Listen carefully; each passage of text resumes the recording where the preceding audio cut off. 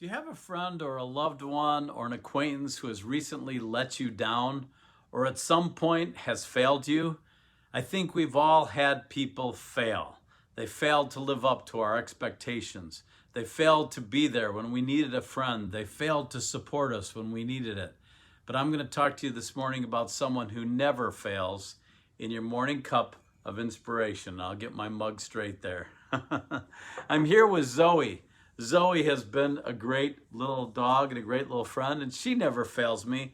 She's going to sit here today as I share this morning cup of inspiration with you. But God doesn't fail. He cannot fail. It's not in his nature. And I talk to people all the time who say, I walked away from the church because God let me down. God failed me. And as I listen to their story, I find out it wasn't God. It was people who let them down, or their expectations that God was going to act in a certain way didn't come about, and so they feel like God failed.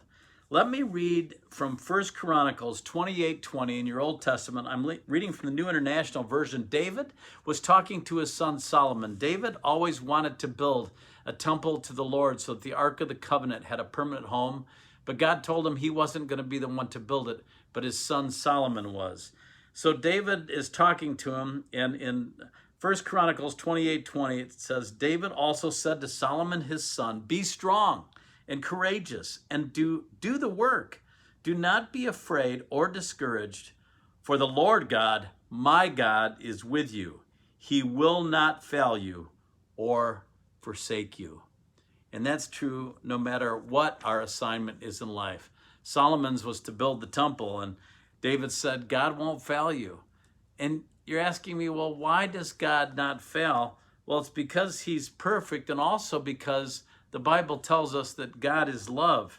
In 1 John 4:7-8, two great verses, we read, Dear friends, let us love one another, for love comes from God. Everyone who loves has been born of God and knows God. Whoever does not love does not know God, because God is love. And over in 1 Corinthians 13, we read about God and about love.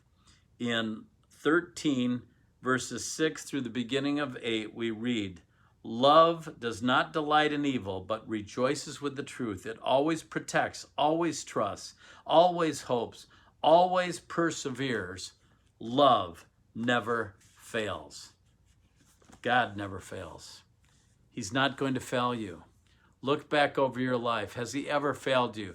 I know when Beth went to be with the Lord, I didn't feel like God failed me. I feel like he ultimately healed her. And for whatever reason in his plan, Beth had to leave this earth. She left early, but God did not fail me. So what should our response be to God? Our response should be, we don't fail him. I remember growing up in church, a guy named David Will, who went on to sing with the Imperials, a great gospel group. He's from my home church, and he used to sing this song, and it was called, I Cannot Fail the Lord. It said, he has never failed me yet. All life's trials he has met, and I cannot fail the Lord. God will not fail you. Do your best to not fail God. I hope that inspires you today. He will be there for you. He will always come through. I'll see you next time for your morning cup of inspiration.